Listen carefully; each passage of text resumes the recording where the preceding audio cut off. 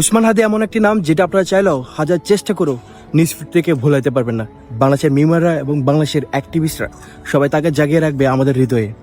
আমি চাই বাংলাদেশে যতদিন না এই বিচার হচ্ছে এবং বিচার নিশ্চিত না হচ্ছে, ততক্ষণ যেন বাংলাদেশের মানুষজন নিউজ ফিডে সবসময় উসমান হাদি ভাইয়ের দখলে রাখে। যদি শহীদ উসমান হাদি ভাইয়ের জন্য আমরা ন্যায় বিচারটা এনে দিতে না পারি, তাহলে বাংলাদেশ এমন একটা পরিস্থিতির মধ্যে যাবে যেটি আমরা কল্পনা করতে পারবো না।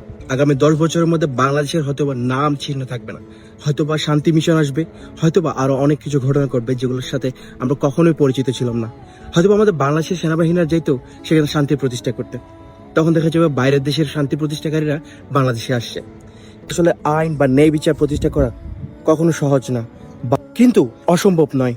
তাই বাংলাদেশের জনগণকে একসাথে হয়ে লড়তে হবে বাংলাদেশের জন্য এবং বাংলাদেশের হাদি ভাইয়ের জন্য। আর হাদি ভাই শুধু একটি নাম নয়, তিনিই বাংলাদেশ, তিনি আমাদের হাদি ভাই। বাংলাদেশকে তিনি এখন ওন করেন। বাংলাদেশের প্রতিটি আনাচে কানাচে মানুষ তার জন্য দোয়া করছেন। তিনি হয়তো বা এখন দেখছেন না তিনি কতটুকু ভালোবাসা পেয়েছেন, কতটুকু মানুষের মনে জায়গা করে নিয়েছেন, তিনি হয়তো বা আজকে দেখছেন না, কিন্তু তিনি আসলে সফল। কিছু দলের মানুষজন বলে শহীদ উসমান হাদি ভাই নাকি একটি গিনিপিগ মাত্র। তাদেরকে যদি আপনার বাংলাদেশের জায়গা করে দেন, ভবিষ্যতে এমন খারাপ পরিস্থিতি হবে হয়তোবা বাংলাদেশের মানুষজন আর মুখ খুলে কথা বলতে পারবে না। সেই আগের পরিস্থিতি ফিরে যাবে বাংলাদেশের মানুষজন। সব ভালো থাকবেন, সুস্থ থাকবেন, দেশকে ভালোবাসুন এবং দেশের জন্য দোয়া করুন।